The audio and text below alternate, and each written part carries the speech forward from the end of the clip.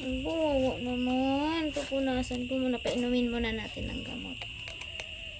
Dextrose powder. Aray. Dali, inom ko yung gamot ha. Para gumaling mo. Sarap. Punasan muna kita. Kasi, ang tungis mo nakuha. Si Malia. Ay, si Sapel. May sakit siya, be. Wawa naman yung kalaro mo. Punasan natin. May sakit si Kumbi eh. May lagnat. Ilang araw na to eh. Punasan kita ha. Aray. Aray, sino ba to? Magi. Bakit? Lalabas ka? Labas na.